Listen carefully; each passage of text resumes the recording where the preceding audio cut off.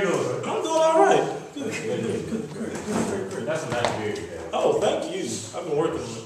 You know, mine won't grow right now. You know what it is. Give it a little time, just a little time. You know, okay, so, Paul, you're here to talk to us about Dr. Martin Luther King's Beyond Vietnam speech. Sometimes.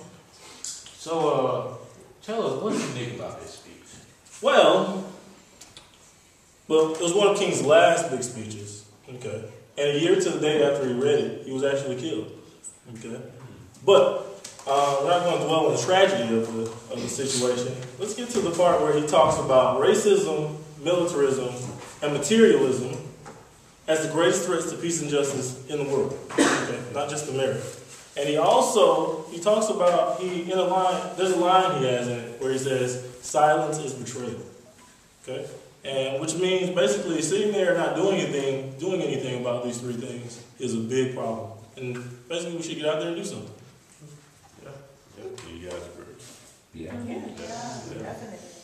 All right, so you was talking about racism, militarism, and materialism. Mm-hmm. How do those three evils relate to the world that we live in your own words?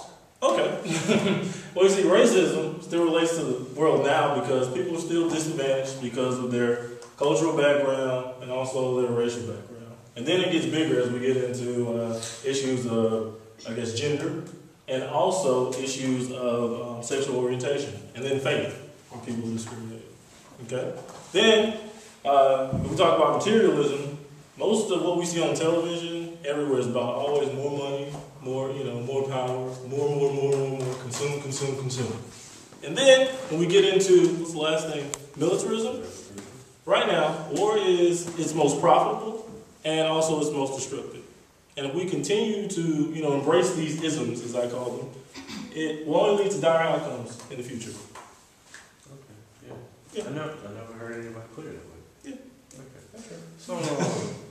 So Paul, how would you say that these three evils, how are they threats? How are they threats? Yeah, how are they threats to the world that we live in? Okay. My block. Your block? My city. Well, in your city, specifically, like racism, for instance, it basically disadvantages entire classes of people.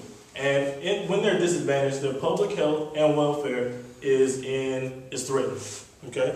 And it not only destroys neighborhoods economically, it destroys them socially as well. Okay?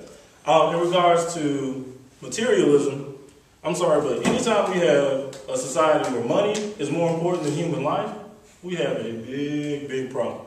Okay? And then the last thing, militarism, we'll just say it saps the economic wealth of our entire nation.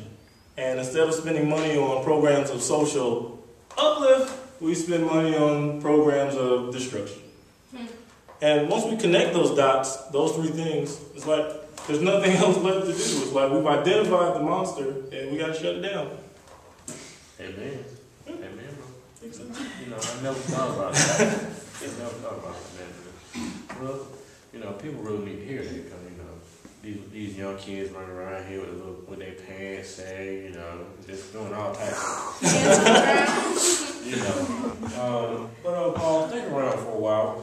We're going to come back to you in a moment for some more knowledge. As of right now, we have some more poetry. Oh, cool.